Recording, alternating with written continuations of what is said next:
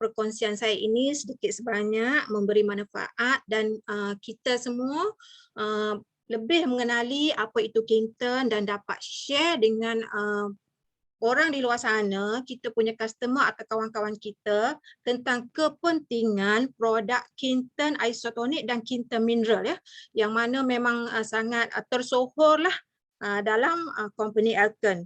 Apakah itu Kincton Isotonik?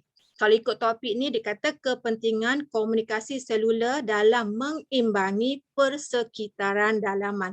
Apakah maksud dia? Apa penting sangat? Kenapa penting sangat? Apakah air seperti mana yang diberitahu oleh MC tadi, ia adalah air laut? Apakah ia hanya sekadar air laut ataupun apakah rahsia alam yang terdapat dalam Kincton? Kenapa perlu dan penting sangat untuk kita war-warkan tentang kegunaan Kincton ini? Okey. Untuk tubuh badan kita, tubuh badan manusia untuk berfungsi dengan secara normal ataupun optimum, of course, semestinya sel-sel badan mesti sihat. Okey, mesti sihat. Kita semua tahu bahawa komponen yang terkecil dalam badan kita ialah sel. Daripada sel itu dia membentuk tisu dan daripada tisu itu membentuk organ, seterusnya kepada sistem dan badan yang sihat. Sel yang sihat itu menjamin tisu yang sihat, menjamin organ badan yang sihat, sistem badan kita yang sihat dan seterusnya dapat melakukan fungsi normal, fungsi harian dengan begitu normal. Okey. Untuk memastikan sel yang sihat, konsep MRT Elkon telah memperkenalkan bahawa 4 langkah penting ialah pemakanan yang seimbang, pengambilan oksigen, detoxification dan pelarasan kesihatan. Maksudnya sel dalam badan kita, tisu dalam badan kita memerlukan 4 step itu untuk memastikan badan kita dapat berfungsi dengan sempurna. Okey, sel ini memerlukan sel-sel ini mesti sihat, mesti memerlukan mendapat pemakanan nutrien yang cukup. Okey, sel-sel akan menjadi tidak sihat. Ada 6 faktor pemakanan yang diambil oleh seseorang itu tidak sempurna, tidak pemakanan yang sihat, tidak betul ataupun juga pencemaran udara, pencemaran air, stres, kurang bersenam ataupun gaya hidup tak sihat. Ini adalah faktor-faktor yang boleh efek kesihatan sel. Okey, kenapa seseorang tu sakit? Sebabnya asalnya sel dia lah yang tidak sihat. Okey, selain daripada faktor 4 langkah MRT tadi, ada satu lagi faktor yang sangat penting untuk memastikan sel badan kita ataupun organ dalam badan kita dapat berfungsi dengan sempurna, ialah faktor persekitaran dalaman. Apa maksud persekitaran dalaman? Okey, untuk sel hari-hari kan, hari-hari sel yang rosak akan ditukar dengan sel baru. Ini memerlukan pembentukan sel baru, sel-sel yang rosak perlu dipulihkan. Lepas tu generasi sel patut berlaku. Apa maksud regenerasi sel? Maksudnya sel-sel yang lama perlu ditukar. Barulah badan kita dapat melakukan dia punya tugas dengan sempurna. Barulah organ kita dapat berfungsi dengan sempurna. Maksudnya sekiranya sel-sel yang rosak diganti, dibaharui, barulah organ. Contohnya organ jantung dapat berfungsi dengan sempurna. Selain daripada makanan, faktor-faktor tadi, yang salah satu lagi faktor yang penting ialah persekitaran dalaman. Apa maksud dia persekitaran dalaman ini? Persekitaran dalaman ini maksudnya adalah persekitaran di luar sel itu sendiri. Okey, kesihatan persekitaran di luar sel itu menjamin sel itu dapat membahagi, dapat digantikan sel yang rosak tu dengan dengan sempurna sekiranya sel dalam persekitaran dalaman itu sempurna. Okey, persekitaran dalaman itu kita tengok apa maksud dia. Okey, kita mempunyai 12 jenis persekitaran dalaman dengan fungsi yang unik. Persekitaran dalaman itu maksudnya cecair di luar sel. Yang seperti mana yang kita tahu dalam badan kita 70%-nya adalah diliputi oleh cecair. Okey, dalam cecair tersebut, dalam cecair-cecair badan kita, 12 jenis persekitaran tu terdapat unsur mineral surih. That means trace mineral. Unsur mineral surih itu ialah dikenali sebagai electrolytes ya. Electrolytes macam chloride, potasium, sodium, yang mana electrolyte ini adalah sangat penting untuk kesegaran sel.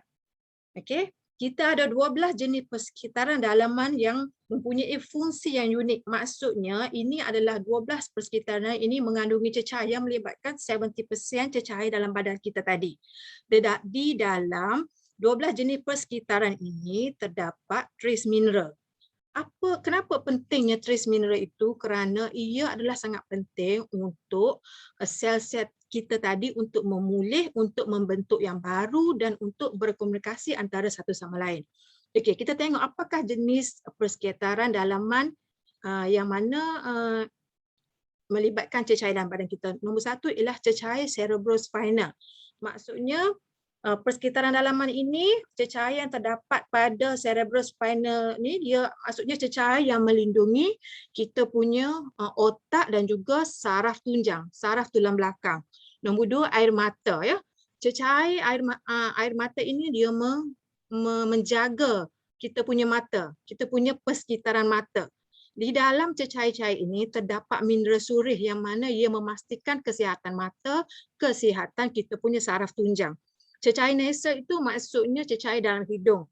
Maksudnya persekitaran itu juga terdapat mineral ataupun mineral surih untuk menjaga kesihatan hidung kita, air liur untuk menjaga mulut kita, hempedu untuk menjaga kesihatan pundi hempedu kita. Cecair amniotik adalah cecair yang melindungi janin dalam kandungan ibu. Jus gastrik adalah merupakan cecair yang melindungi kita punya perut. Okay? Cecair usus, air mani adalah merupakan persekitaran yang mengandungi mineral surih yang melindungi sperma. Okey, sekiranya kandungan mineral surih ataupun trace mineral itu dia tidak seimbang pada mana-mana satu persekitaran, maksudnya kawasan itu tidak sihat, sel di situ tidak sihat. Sekiranya contohnya dalam kandungan air mani itu mineral surih kandungannya adalah tidak seimbang, ini menyebabkan sperma yang ada dalam itu menjadi tidak sihat. Itu maksudnya persekitaran yang seimbang.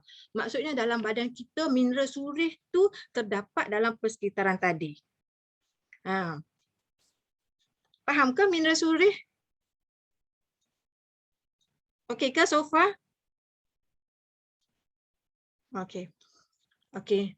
Mineral surih atau trace minerals tu sebenarnya kita dapat daripada luar, kita dapat daripada makanan. Badan kita tak boleh nak develop sendiri all these minerals. Maksudnya kita dapat dari luar, tetapi ada beberapa faktor yang mempengaruhi yang dia tidak dapat memastikan bahawa mineral surih dalam badan kita ini berada dalam kandungan yang normal. Apakah faktor-faktor yang efek? Nombor satu, makanan lah. Tambah pula sekarang makanan macam-macam kan, fast food, all these foods dia mengganggu dalam pembentukan ataupun keseimbangan dalam mineral surih dalam persekitaran kita tadi, dalam 12 persekitaran tadi. Nombor dua ialah tekanan, stres. Stres ini dia akan menyebabkan keluarnya hormon kortizol. Hormon kortizol ini sangat banyak mengancam kita punya sistem imuniti dan juga sistem dalam faktor persekitaran dalaman kita tadi, dan juga pencemaran alam sekitar, dan juga masa sekarang musim pandemik ini adalah virus. All these things dia akan mempengaruhi kita punya persekitaran dalaman. Persekitaran dalaman maksudnya all the trace minerals dalam cecair badan kita yang meliputi 70% tadi. Jadi sekiranya persekitaran dalaman itu tidak seimbang, jadi seseorang itu akan senang terkena penyakit. Okey, contohnya sekiranya persekitaran dalaman dalam amniotic fluid itu dalam cecair dalam kandungan seorang ibu itu ia tidak seimbang, maka janin yang dikandung itu mungkin tidak sihat. Jadi sangatlah penting untuk kita memastikan bahawa mineral surih atau trace minerals adalah seimbang dalam persekitaran dalaman badan kita. Okey. Kenapa seseorang tu sakit? Kenapa seseorang tu kena eczema, sakit kulit? Because cecair ataupun persekitaran dalaman yang melindungi kulit dia tu dalam tu mungkin tidak cukup. Jadi dia punya immunity system akan jadi lemah, senang terkena serangan-serangan daripada luar. Kita memerlukan satu penyelesaian untuk mengembalikan keseimbangan persekitaran dalaman kita. Sebabnya senang. Persekitaran dalaman kita sangat senang terancam oleh faktor-faktor yang seperti saya beritahu tadi, makanan, stres, tambah lagi musim sekarang dengan pandemik COVID-19 ni, faktor dalaman serangan itu boleh mengganggu keseimbangan dalam faktor dalam persekitaran luar sel kita. Actually, mineral surih or trace minerals yang terdapat dalam kita punya persekitaran dalaman tu, dia penting selain daripada untuk membaiki sel tu, sebenarnya dia penting untuk sel punya communication. Sel berkomunikasi, macam juga kita berkomunikasi. Jadi sel-sel memerlukan mineral surih ini untuk berkomunikasi antara satu sama lain untuk persegaran sel, dan juga mineral surih ini penting untuk organ, untuk communication of sel antara organ dengan organ. Contohnya, mineral surih yang mencukupi diperlukan oleh cecair cerebrospinal untuk otak kita berfungsi. Sekiranya contoh kalau kita sedang berada dalam cuaca yang sejuk, otak kita memerlukan, sel-sel otak kita memerlukan communication dengan sistem kulit kita. Otak akan bagi tahu, kulit sekarang kita berada dalam cuaca yang sejuk, so you tegankan, you punya tinggikan you punya bulu roma tu supaya dapat memerangkap haba. This sort of communication juga sangat memerlukan mineral surih yang terdapat dalam kita punya persekitaran dalaman tadi. Dapat setakat tu? Saya laju sangat ke? Boleh kan? Okey.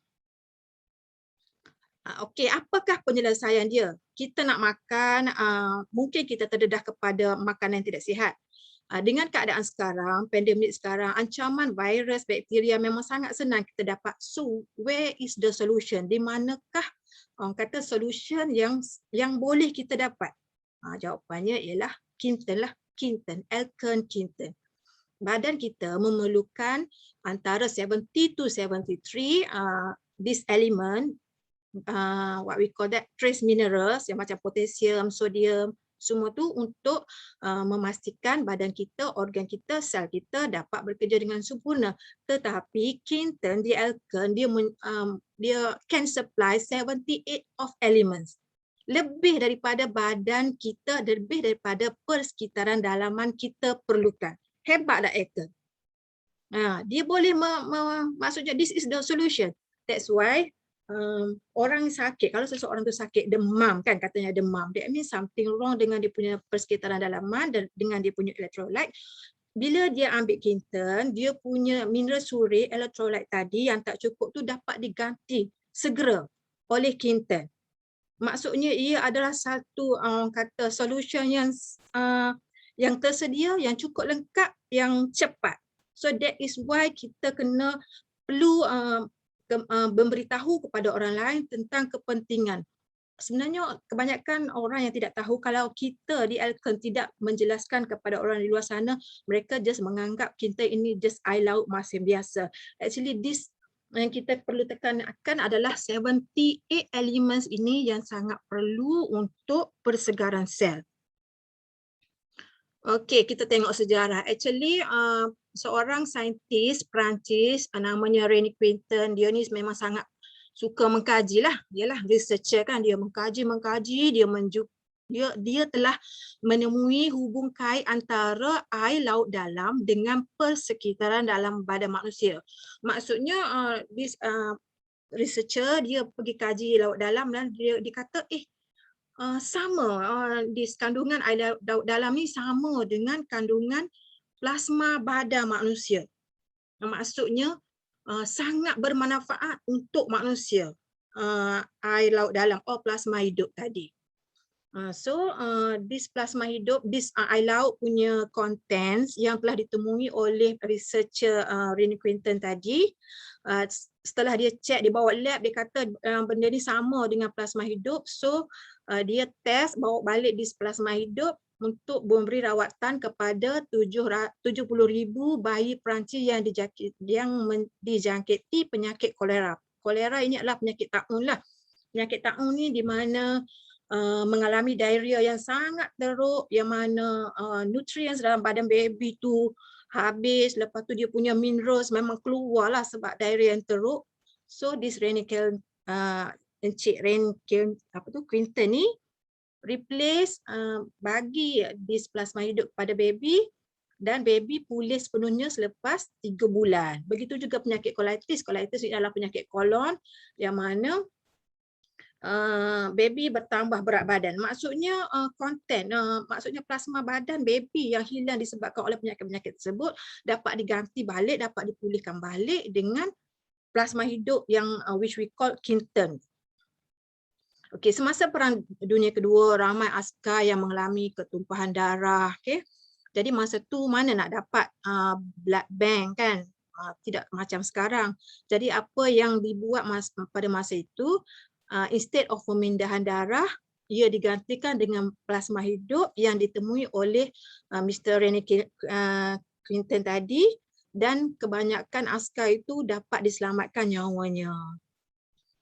Okey, ini dibuktikan melalui 2,000 kajian klinikal yang boleh menghubungkaitkan antara plasma darah dan plasma hidup tadi.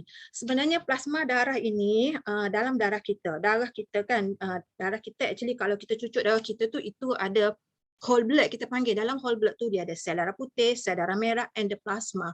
Plasma itself tu dia banyak sangat kegunaan dia. Dia ada dia ada elemen untuk pembekuan darah, dia ada all this antibody, protein sangat diperlukan oleh badan. Jadi Mr. Rennie Quinton dia kaji lebih kurang sama plasma hidup yang ditemui di dalam air laut tadi dan plasma darah. So it is very sangat berguna kepada masa tu.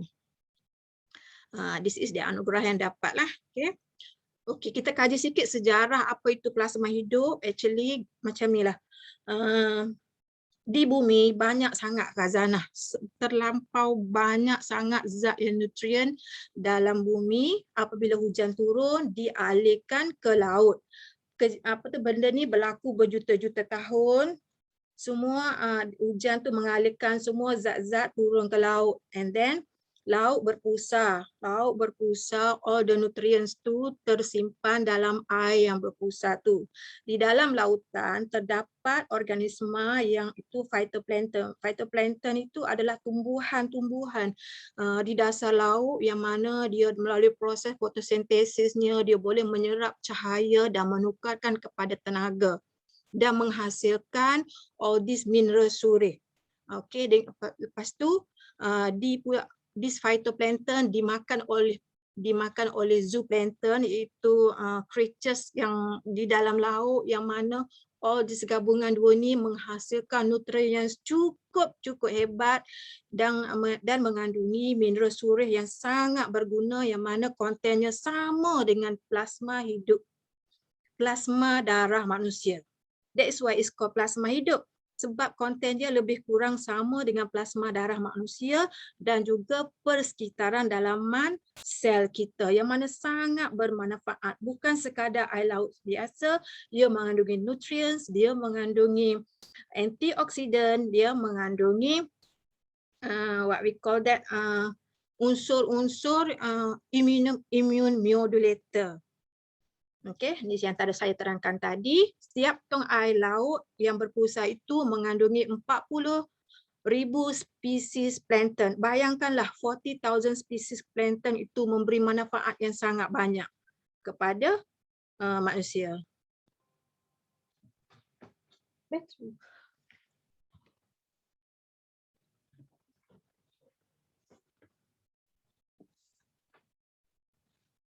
Laju sangat ke?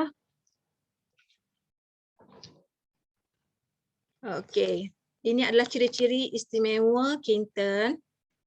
Dia terdapat 78 jenis elemen bioketersediaan. Dia terdapat kandungan sodium, potasium, mineral tu sama dengan plasma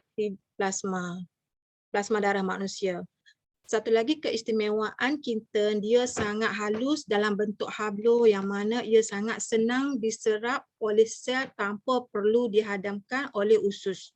Dengan pengambilan kinten, terus diserap. That's why lah kalau kita yang biasa ambil kinten, kalau masa kita demam, kita dapat infection, bila kita ambil kinten, kita rasa sekejap je kita macam dah okey kan, because dia dalam bentuk hablo yang terus dapat diserap oleh sel.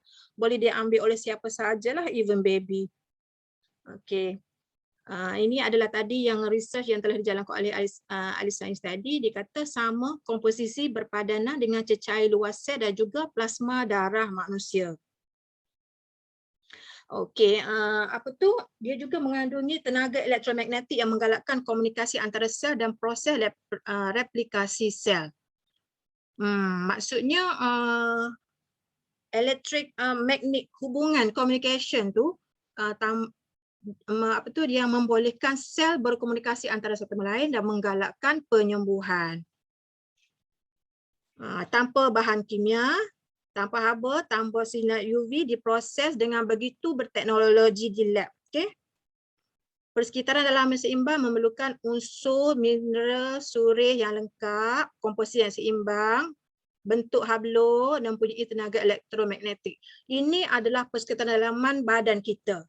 Ini yang diperlukan untuk komunikasi sel, untuk badan kita membenteras penyakit, untuk melawan virus bakteria. Jadi samalah, ini boleh dicapai dengan pengambilan kinten. Sebab all sifat-sifat yang ada dalam kita punya persekitaran dalaman sama dengan sifat-sifat kinten. Jadi sangat-sangatlah berkesan kinten tu untuk menstabilkan balik mineral surih untuk keseimbangan dalaman kita, untuk mencegah penyakit, untuk meningkatkan nutrients dan untuk komunikasi sel kita. Okey, komunikasi selular maksudnya plasma badan kita ataupun kita macam mana dia membantu dalam komunikasi selular. Contohnya macam untuk pediatri itu kanak-kanak, dia memastikan bahawa perkembangan kanak-kanak dapat berlaku dengan sempurna. Okey, dengan pengambilan kinten. Sebab apa? Sebab all these nutrients dan trace minerals yang mencukupi sel dalam badan baby dapat berkomunikasi dan baby dapat membesar dengan sempurna.